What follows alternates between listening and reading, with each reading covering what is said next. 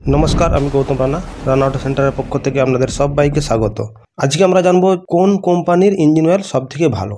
তো এই ভিডিওটা শুরু করার আগে আপনাদেরকে একটা কথা বলে রাখি, আমার আগের ভিডিও দেখুন, এই যে ভিডিওটা, এই আগের ভিডিওতে আমি ডিটেলসে বলেছি এই এপিআই এসএন বা এসএম বা জ্যাসো MA2 MB এইসবের মানেটা কি। তা এই ভিডিওটা যারা দেখেননি তারা অবশ্যই আগে দেখে নিন। আজকের এই পয়েন্টটা কিন্তু খুবই গুরুত্বপূর্ণ একটা পয়েন্ট, আপনারা ভিডিওটা প্রথম থেকে লাস্ট পর্যন্ত পুরো দেখুন, তাহলে কিন্তু বুঝতে পারবেন। এই পয়েন্টটা কিন্তু খুবই গুরুত্বপূর্ণ পয়েন্ট, কারণ এই সম্বন্ধে বহু কাস্টমার এই প্রশ্ন নিয়ে আমার কাছে আসে বা অনেকেই প্রশ্ন করে যে আমাদের কোন কোম্পানির ইঞ্জিন অয়েলটা সব থেকে ভালো। দেখুন, এখানে আপনাদেরকে একটা কথা বলে রাখি, প্রত্যেকটা কোম্পানি, যেমন ধরুন হিরো, বাজাজ, টিভিএস, ইয়ামা, হোন্ডা, প্রত্যেকটা কোম্পানি তাদের কোম্পানির নিজস্ব ইঞ্জিন অয়েল আছে। আদার্স যে ব্র্যান্ড, যেমন ধরুন গাল্প, এই যে মতুল, এই যে বালমেরল এবং ভিডল বা আরও অনেক কোম্পানি আছে, এরকম মার্কেটে অনেক কোম্পানির ইঞ্জিন অয়েল পাওয়া যায়। তা কোন কোম্পানির ইঞ্জিন অয়েলটা আমরা নেব? অনেক কোম্পানির ইঞ্জিন অয়েল পাওয়া যায়, তাহলে আমরা কনফিউজ হয়ে যাই যে কোন কোম্পানির ইঞ্জিন অয়েলটা সবথেকে ভালো। সবথেকে যদি ভালো বলতে চান, সবথেকে ভালো কোম্পানির ইঞ্জিন অয়েল, তাহলে কিন্তু সবগুলোই ভালো।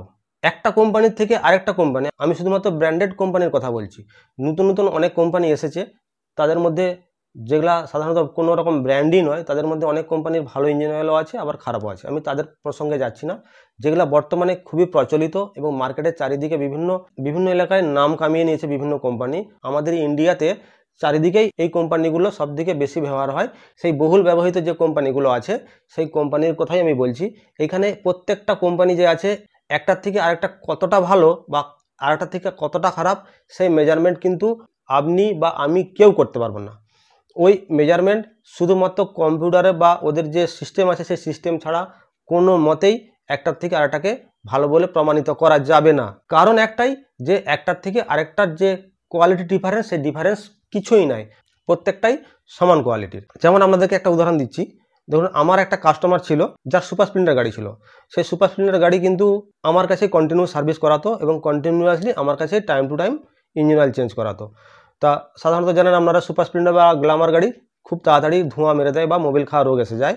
তা সেই গাড়িটা 80,000 কিলোমিটার পর্যন্ত চলেছিল, তারপর গাড়িটা যদিও বেঁচে দিয়েছে। তা 80,000 চলার পরেও তার ইঞ্জিনে কোনো প্রবলেম আসেনি বা ধোঁয়া আসেনি, মানে ইঞ্জিনের পারফরমেন্স একদম যথেষ্টই ভালো ছিল, নতুনের মতো, কোনো সাউন্ডেরও পরিবর্তন হয়নি আর ধোঁয়া মারারও কোনো প্রবলেম আসেনি। সে কিন্তু আমার কাছে ইঞ্জিন অয়েল ঢালতো, আমি একটা নির্দিষ্ট ব্র্যান্ডের ঢালছি, আমি কোনো কোম্পানিকে প্রমোট করছি না। যাই হোক, তার গাড়িতে আমি প্রায় সমস্ত কোম্পানির ইঞ্জিন অয়েলই ঢেলেছি বললেই হয়। কিন্তু একটাই কাজ সে করাতো, টাইম টু টাইম, অর্থাৎ 2000-এর মধ্যেই সে কিন্তু ইঞ্জিন অয়েল চেঞ্জ করে দিত। তার 80,000 কিলোমিটার চলার পরেও কিন্তু কোনো প্রবলেম আসেনি। আরেকজনের কথা বলি, আরেকজন কিন্তু সে time to time engine oil change করতো না, সে কিন্তু সবসময় ভালো ব্র্যান্ডেড এবং দামি কোয়ালিটি ইঞ্জিন অয়েল ঢালতো। আমি এখানেও নাম নেব না। তা সে কিন্তু অন্য ব্র্যান্ডের ইঞ্জিন অয়েল ঢালতো, যেটার নাম কিন্তু বাজারে সব থেকে বেশি। তা সেই ইঞ্জিন অয়েল ঢালতো, কিন্তু টাইম টু টাইম ইঞ্জিন অয়েলটা চেঞ্জ করতো না, যার ফলে তার কিন্তু 30,000 চলেনি, তার মধ্যেই তার ইঞ্জিনের ধোঁয়া মারা রোগ এসে গেছে। তাহলে আপনারাই বলুন, আমি যে ব্র্যান্ডটা ব্যবহার করতাম সেটা ভালো না তারটা ভালো? এখানে কিন্তু দুদিক দিয়েই দুরকম সমস্যা আছে। সেই জন্য আমি দামি ব্র্যান্ড, সবথেকে দামি কোম্পানি হবে এর পেছনে না দৌড়িয়ে সবথেকে বেটার হবে আপনি time to time engine oil change করুন, তাহলেই কিন্তু আপনার ইঞ্জিনের পারফরমেন্স ভালো থাকবে।